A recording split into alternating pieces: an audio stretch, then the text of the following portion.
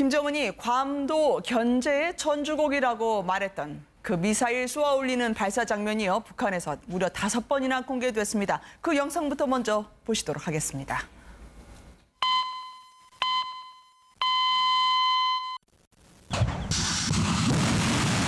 구체적 핵강국의 존엄과 위용을 안고 화성 12형이 도도히 솟구쳐 올랐습니다. 이번 탄도로켓 발사 훈련은 침략의 전초기지인 괌도를 견제하기 위한 의미심장한 전주곡으로 된다고 하시면서 오늘 전략군이 진행한 훈련은 미국과 그 졸개들이 벌려놓은 을지 프리덤 가디언 합동군사 연습에 대한 단호한 대응 조치의 서막일 따름이라고 언명하셨습니다. 미국의 운동을 계속 주시할 것이며 그에 따라 차후 행동을 결심할 것이라고 힘주어 말씀하셨습니다. 잊을만 하면 나타나는 이춘희 아나운서가 읊었습니다. 이제 북한은 미사일로 어떻게든 승부를 보겠다. 잊을만 하면 나타났다는 이춘희와 함께요. 트럼프는 이제 대화가 답이 아닌 것 같다라고 얘기하는데 김정은은 어떤 속셈으로 저 영상을 내보낸 걸까요?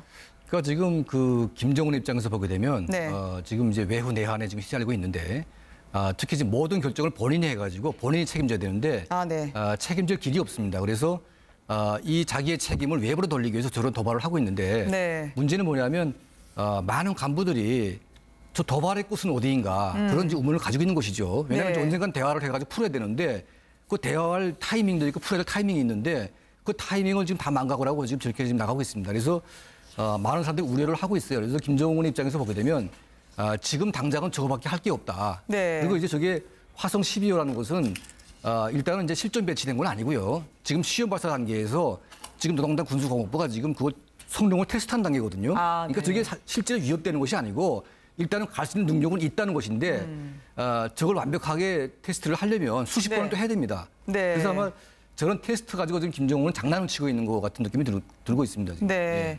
을지 프리덤 훈련이 이제 마감이 됐기 때문에요. 9월도 아슬아슬하지 않겠냐. 매일이 한반도 정세에 대해서 촉각을 곤두서야 하지 않을까 싶습니다. 특히 오늘 보면은요.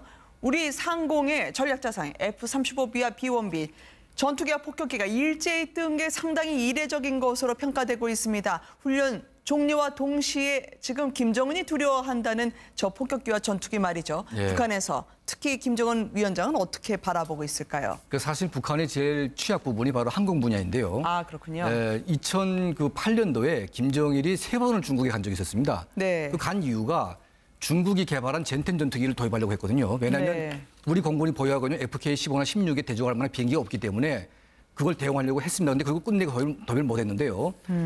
지금 북한의 그 항공망은 거의 한미연합군에 노출되어 있습니다, 완전히. 그런데 저런 엄청난 그 전략 자산들이 이제 B-1B와 F-35B 이런 비행기가 뜨게 되면 거의 김정은 집단은 바깥에 나올 수가 없습니다.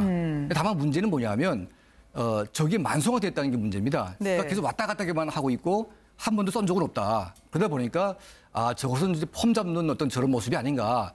저렇게 생각을 하고 있지만 트럼프 대통령이 약간 좀 예측 불허한 측면이 있지 않습니까? 그래서 지금 이제 트럼프 같은 경우에는 뭔가 할 것 같은 느낌이 드니까 지금 김정은의 생각은 과거처럼 이렇게 좀 이게 뭐 늘 하는 얘기다 이렇게 생각할지 모르겠지만 지금은 약간 좀 두려워할 것 같은 느낌이 들어요. 왜냐하면 저게 만약 투하가 되게 되면 북한은 거의 뭐 20분 안에 다 초토화 되기 때문에 상당히 무서운 저런 무기죠.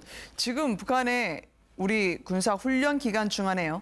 금주령까지 내려졌다고 합니다. 절대 술을 먹지 말라. 그리고 관광이나 업무 출장 중인 외국인들 가급적 빨리 북한을 떠날 것을 종용하고 있다는데요. 이거 어디까지 사실로 받아들여야 될까요? 네, 이제 우리가 한미 군사 연습을 하면 북한에서는 정말 북한도 긴장하거든요. 그래서 내적으로는 뭐 평화적으로 뭐 평화 고요한 척하지만 실제는 이제 준전시 상태를 다 선포하고 둥화관제 훈련이라든지 술 뽑지 말라든지 335 모여서 술 먹는 문화 이런 거가 이제 다 통제합니다. 만약에 이제 이런 이제 긴장한 시각에 모여서 술을 먹는다든지 이러면 그게 다 생활총화 꼬리가 되고요. 또 그게 이제 당 생활총화에 올라서 이제 목 자를 건 목 자르고 바지 뺏길 건 바지 뽑기거든요. 생활총화가 뭐죠? 북한에서는 이제 일주일에 한 번씩 한 달에 한 번씩 당원 생활 생활청화, 뭐 사로총 생활청화 이런 생활총화를 통해서 서로를 이제 감시하고 경계하고 네. 비판하고 이게 생활청화 문화라는 게 있습니다. 네. 그래서 이 기간에는 엄청 이제 북한에서 이런 기간에 이제 준전시 상태를 내적으로 발표하고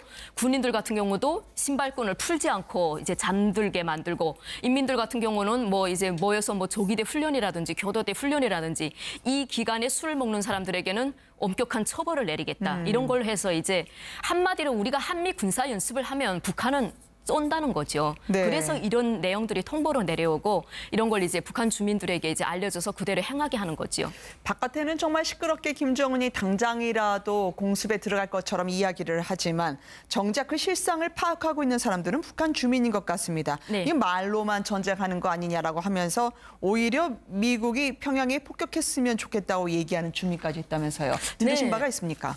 제가 북한에 이제 나온 지도 10년이 넘는데 제가 북한에 있을 때도 뭐 당장 미국이 막 내일 모레 당장 쳐들어오는 것처럼 뭐 일촉즉발이란 말을 북한에서는 계속 사용을 했거든요.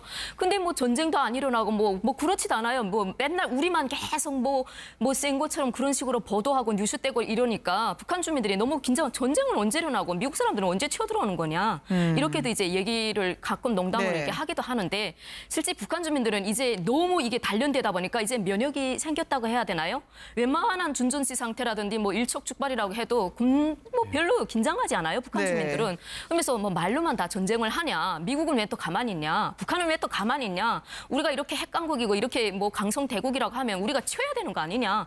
근데 말로만 왜 이러냐, 이런 말들을 제가 있을 때부터 원래 했습니다. 네. 그러니까 사실 이제 그 한미연합군이 훈련을 하게 되면 한미연합군은 육해공군이 같이 움직이지 않습니까? 그렇죠. 그러면 이제 북한도 육해공군이 같이 대응을 해야 되는데 북한은 육해공군이 없습니다, 지금 거의. 그러니까 네. 육군만 있고 지금 해군과 공군은 거의 전멸 상태이기 때문에 같이 대응을 할 수가 없어요. 그러다 보니까 그 80년대 중반 이후부터 한미연합군에 대응할 수 있는 훈련이 없습니다. 그런데 작년에 아주 이상한 훈련을 했어요. 이게 무슨 훈련이냐면 휴전선을 지키고 있는 4개 군단이 있는데 한 60만 정도 되는데요. 그 4개 군단과 이제 평양을 방어하는 90일 훈련소라고 있는데 네. 이 90일 훈련소대 4개 군단이 전투를 벌였는데 평양 사령부라고 하는 90일 훈련소가 이겼다고 그런 얘기가 있습니다. 그렇군요. 이게 뭐냐면 지금 김정은의 그 목적하는 것은 남한을 침략하는 목적보다는 지금 평양을 수호하는 그게 더 중요하다. 그래서 평양을 지키는 1개 군단이 휴전선 지키는 4개 군단을 이겼다는 것은 네.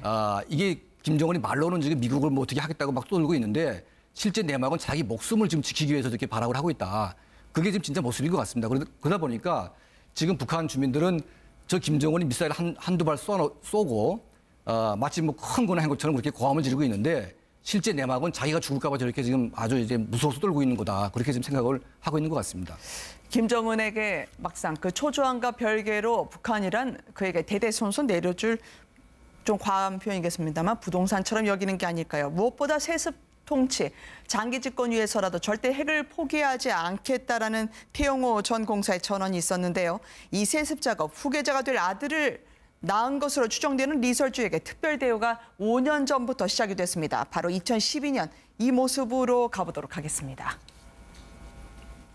우리 당과 인민의 최고 영도자 김정은 원수님께서는 부인 리설주 동지와 함께 준공식장에 나오셨습니다.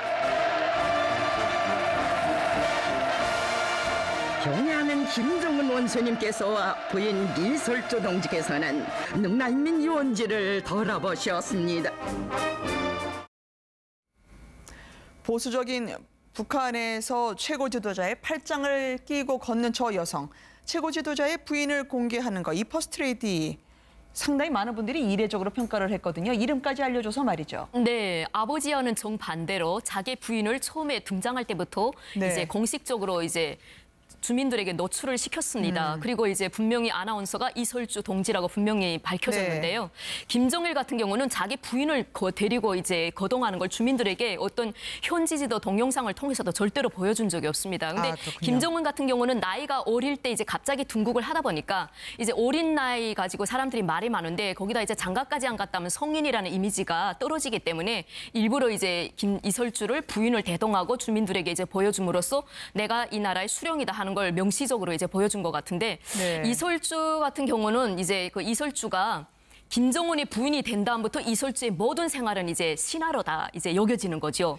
김정은이 네. 부인이 되는 순간 이설주는 하늘에서 뚝 떨어진 어떤 마늘 먹고 뭐 이제 뭐 여성이 된 것처럼 어떤 신화가 되는 거예요. 예전에 네. 뭐 금송 학원을 다녔다든지 운하수 간현악단에서 성악 가수를 했다든지 이런 것들은 절대 입에 오르락내리락 할 수 없는 그 어떤 신의 부인으로 둔국을 하게 되는 겁니다. 그 은하수 관현악단에서 리설주를 봤던 사람들은 아니 어떻게 김정은의 처가 될 사람이냐라고 하면서요. 과거에 남성과 함께 찍은 사진을 돌려봤다가 바로 그것 때문에 처형이 됐다라고는 얘기가 새롭게 등장을 하고 있다던데요. 예, 그러니까 이제 과거에도 보게 되면 그 김정일이 부인 선택할 때 그 성혜림 씨는 영화 배우였거든요. 그러니까 영화 배우니까 이제 많은 인간관계가 있었고 거기에 대한 추문도 있었는데 이 성혜림을 거론했던 사람들 전부 다 죽였습니다. 아, 그렇군요. 그래서 이 이설주 같은 경우에도 원래는 이제 중앙당 옥가에서 선발을 해야 되는데 이 중앙당 옥가라는 것은 김정일, 그러니까 김정일 때부터 그 김씨 가문에 속하는 이제 그런 기품조나 이런 여자들을 뽑을 때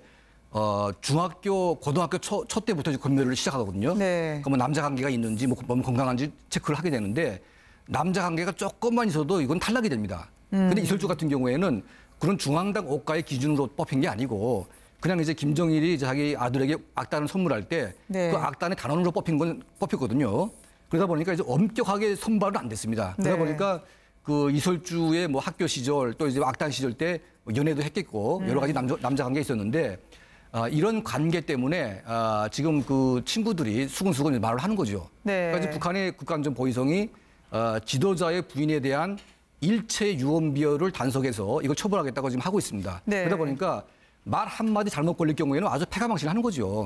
근데 이제 특히 이제 그 운하수 악단 같은 경우에는 이설주가 직접 몸담았던 악단이기 때문에 특히 북한의 예능계는 약간 좀 남자 문제가 복잡한 분들이 굉장히 많거든요. 그러다 보니까 이 운하수 악단이 이제 그 이설주 때문에 타켓이 돼가지고 공개청 11명이 당하고 거의 뭐 악단이 지금 해산 상태에 있는 것처럼 지금 아주 그 위기에 처해 있는데 그만큼 이제 이설주 한 사람 때문에 그 주변에 있는 친구들, 뭐 주변에 있는 지인들이 엄청난 지금 피해를 지금 보고 있는 것 같습니다. 아니 사진 한번 돌려봤다고 형장의 이슬로 사라졌던데 그 사진이라고 해봤자 뭐 어깨 정도 잡은 남자친구와의 사진이라고 하던데요. 너무 잔인하게 죽이더라고요. 최고 존엄을 모독했다라고 하지만 리설주 자체도 쌍꺼풀 수술 받거나 짧은 치마 입고 나타나면서 친구가 없었다는 사람이라 하는데 이렇게 김정은이 정리를 해주는군요.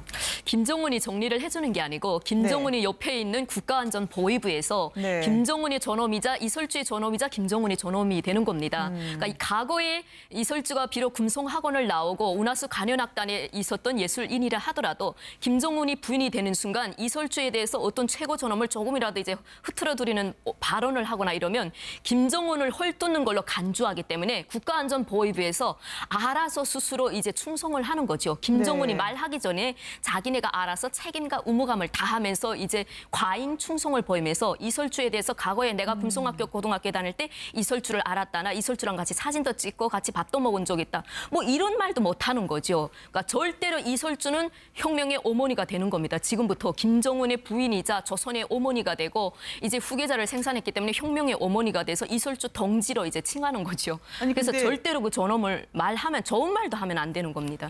우리나라로 치자면 제사를 지낼 때 만날 법한 할아버지 세대의 빨치산 할머니라고 하나요? 그분들도 그렇게 리설주에 대해서 좀 곱지 않은 시선을 갖고 있었다고 하는데 이거를 어떻게 또 관리를 했습니까? 그렇지. 이제 이설주 같은 경우는 우리 이제 대표님도 말씀하다시피 옥가를 통해서 선발된 게 아니고 이제 예술단에서 어떻게 김정은이 눈에 들었는지 아니면 이설주가 뭐 생활을 정말 잘했는지는 모르겠지만 이설주가 그만하면 김정은이 부인으로서 적합하겠다 했으니까 이제 중앙당에서도 이제 간택을 했을 거란 말입니다. 그래서 이제 이설주가 됐는데 근데 실제 이설주는 뭐 고등학교도 다녔고 신하가 아니거든요. 뭐 신처럼 불쑥 나타난 사람이 아니고 학교도 다녔고 뭐 예술단에도 있었고 일반 사람들하고 그냥 일반 사람으로 있던 사람이었는데 어느 날 갑자기 이설주가 동지로 이제 전환이 되는 거죠. 저렇게 오금철 군 부참모장이 경례를 하면 저거는 대단한 겁니까? 그렇죠. 아, 그런가요? 그러니까 두 분이 일제히 답변해 주시죠. 저게 뭐 인민군의 최고 수장 중에 한 명인데. 아, 그래요? 지금 나이 차이만 봐도 지금 거의 30년 차이 나지 않습니까? 그런데 이제 뭐 김정은도 좀 어색하긴 하지만 아무리 김정은이 부인이라고 해도 그 부인에게 저렇게 나이 든 장군이 이게 격리한다는 것은 네. 아주 최고의 어떤 예의를 표한다고 볼 수가 있겠죠. 이설주한테 예의를 표하는 게 아니고 김정은에게 예의를 네. 표하는 겁니다. 네. 그러면 리설주에 대해서 김정은은 그렇게 혹독하게 처형을 시키면서도 같이 동료로 있던 사람들에게는 또 명품 관광이라든지 아니면 향응을 제공하기도 했다는데 일명 당근과 채찍인가요? 네, 그러니까 이제 이제 악단이 두 개가 있었습니다. 네. 그러니까 이제 운하수 악단은 이제 아버지 김정일이 아들에게 만들어준 악단이고요. 모란봉 악단은 자기가 만든 악단인데요. 네. 근데 이제 그 운하수 악단이 있을 때 그때 이제 이설주 만났습니다. 그래서 이때는 아직 공개가 안 돼 있기 때문에 이 김정은이 이설주하고 같이 뭐 여행 가거나 어떻게 뭐 해보기 위해서 그 악단에게 상당히 관심을 가졌죠. 네. 그러다 보니까 이설주 혼자에게만 선물 주기 못하니까 그 악단의 친구들에게 같이 뭐 혜택을 주는 것처럼 이렇게 선물을 줬는데 그런 과정을 통해서 이제 운하수 악단이 약간 좀 간덩이가 커지게 됐고 그러다 보니까 이제 그 이설주를 김정은이 좋아하는 건 같지만 네. 나도 잘 보이면 또 부인이 될 수 있겠다 해가지고 경쟁도 좀 했던 측면이 있는 것 같아요. 네, 그러다 보니까 이제 결과적으로 네. 그 운하수 악단이 엄청난 피해를 보고 많은 분들이 처형당했고 지금 거의 뭐 아주 해산 상태에 있는 것 같습니다. 네. 한편으로는 외국 공연 목적으로 이탈리아에 데려가기도 했다고 하고요. 명절 때마다 김정은이 처가에 외제차로 선물을 듬뿍 담아 보냈다라는 목격담이 있던데 아무래도 후계자를 낳은 것으로 추정되는 그래서 더더욱 비밀스럽게 아들의 존재를 가렸던 김정은 입장에서는 리설주 처가에 대한 예우인가요? 그렇죠. 이제 이설주가 사실 이제 사람들이 유언비어로 청진 출신이라 이런 말이 돌았는데 이설주는 사실 평양 출신이고요. 네. 그 39호실에서 넘어온 그 도입국 간부에 의하면 이설주의 아버지는 평양 순환공장에서 이제 평범한 비행사였다고 합니다. 네. 그래서 이설주 같은 거는 뭐 예술 음악 쪽으로 조금 이제 음악적으로 해서 김정은과 이제 만나는 계기가 되었고 그 공식 부인으로까지 등극했는데 김정은한테 그만큼 이제 믿음을 줬고 자기가 원하는 뭐 이제 그 세자라고 할 수 있나요? 네. 그 아들도 이제 출산을 해줬고 이러면 김정은으로서는 당연히 자기 이제 부인이 예쁘면 뭐 자기 부인 내지 뭐 말뚝에도 절을 한다 이런 말이 있듯이 당연하지 않을까 이렇게 생각됩니다. 네. 유일하게 24시간 운영할 수 있게 택시 회사를 하게 해주고요. 지금으로 치면 여기는 뭐 국정농단이라고 그 안에서 또 시위나 집회는 없는 모양이겠죠. 나머지 백두혈통은 어떻게 됐을까? 경쟁 관계라고 보도가 됐던 김여정은 과연 온전한 것일까라는 부분에서요. 어떻게 계속 편찮으신 걸로만 들립니다. 국정원이 지금 정보위를 통해서 속속 백두혈통의 현재에 대해서 전해주고 있던데요. 뭐 김종철 같은 경우는 정치에는 관심이 없고 자기 삶을 사는 것 같고 네. 저기 김여정 같은 경우는 예전부터도 이제 자기 오빠를 이제 보좌해오던 인물이지 않습니까? 그렇지만 그쵸. 요즘에 이제 뭐 현지지도 영상이라든지 이런 동영상에 비춰지지 않으니까 우리가 혹시 김여정이 무슨 신변에 어떤 이상이 있지 않는가, 어떤 과오를 범하지 않았냐, 아니면 몸이 아프지 않냐, 자꾸 이렇게 이제 저희가 이제 궁금하니까 이렇게 되는 것 같은데 네. 김여정은 어떤 김정일에 밑보일 일도 없고 그런 어떤 이제 경쟁할 라이벌 상대도 아니기 때문에 무사히 잘 있는 것 같습니다. 네. 그 위치에서 앞으로도 그 자기 직급이 높아지면 높아졌지 밑으로 하강할 가능성은 없는 것 같습니다. 아니 근데 김정철도 그렇고요. 네. 또 김경희도 그렇고요. 웬만큼 권력에서 견제해야겠다는 생각되는 사람들은 정신 이상이다. 아니면 알코올 중독이다. 몰면서 지금 김경희도 평양 근교에서 신병 치료한다고 하고요. 김정철은 정신 이상설이라고 하고요. 권력이 참 냉혹하네요. 그렇죠. 그러니까 이제 그 자기 아버지 김정일의 유일한 여동생이었던 김경희, 지금 남편이 처형당하고 지금 김경희 보내는 지금 죽었다는 말도 있는데, 네. 사실은 김경희도 사실은 살은 게 아니죠. 네. 거의 뭐 알코올 중독에다가 뭐 마약까지 한다는 말도 있는데 그만큼 피폐해지고 있습니다. 그러니까 네. 이 막강한 권력과 또 엄청난 부가 있다 보니까 타락을 하는 거죠. 네. 그러니까 지금 그 김정은의 동생과 이제 형인 이제 김정철과 김여정 이 두 사람도 지금 권력은 뭐 없다고 치더라도 네. 어쨌든 지도자의 형제이기 때문에 엄청난 권력까지 돈이 이제 있다고 봅니다. 그러다 보니까 타락을 할 수밖에 없는 그런 상황인 것 같습니다. 그래서 김여정 같은 경우에는 자기 아버지 김정일처럼 유일한 동생이기 때문에 아마 본인이 뭔가 몸이 아프거나 문제가 생기기 전까지는 네. 아마 자기 부인 못지않은 엄청난 권력을 가질 가능성이 높습니다. 그리고 네. 이제 유일하게 김정은에게 권력에 도전하지 않으면서 김정은을 보좌할 수 있는 네. 그런 이제 어떤 그 환경이 되는 사람이죠. 그러다 보니까 지금 못 나오는 이유가 아마 이제 저렇게 발표했듯이 아마 그런 엄청난 병에 걸려가지고 네. 몸이 안 좋기 때문에 안 나오는 것이 아닌가 그런 생각이 듭니다. 예. 4대 세습, 대대손손 북한을 다스릴 아들들을 낳은 것으로 추정되는 리설주 이후에 김여정은 어떻게 되는 겁니까, 그러면?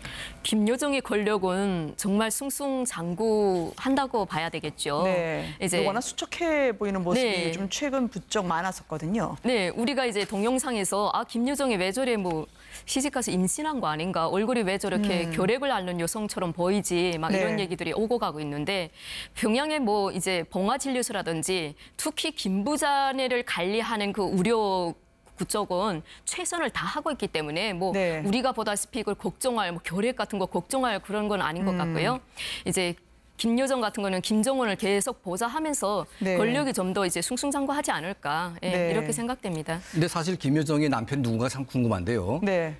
사실 그 처음에 사귀었던 남자가 39호실의 젊은 청년 간부였다는 말이 있습니다. 그랬죠. 근데 이 친구가 돌을 만지면서 약간 좀 화려한 생활을 하다 보니까 나중에 장성택과 같은 그런 이제 범죄자가 될 수가 있겠다. 그래서 김정은이가 이제 그걸 중단을 시키고 네. 아마 이제 김여정을 보좌하던 이제 경호원하고 결혼했다는 말도 있어요. 그래서 네. 그 남편을 이제 공개할 것인가 아니면 축근을 둘 것인가 고민을 하고 있는데 만약 권력을 주게 되면 네. 또 과도하게 권력을 쓰다가 또 자기 아버지의 그 동생처럼 이렇게 그 장성택이처럼 저런 사건에 휘말릴 수가 있기 때문에 김정은의 고민도 상당히 깊은 것 같습니다. 네. 예.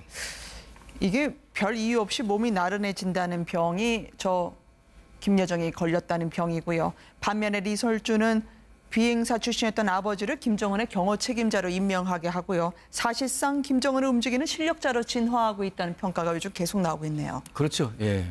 이 김정은과 김여정 그리고 리설주의 삼각관계, 역학관계에 대해서는 다음에 또 한번 두 분 모시고 하도록 하겠습니다. 감사합니다. 감사합니다.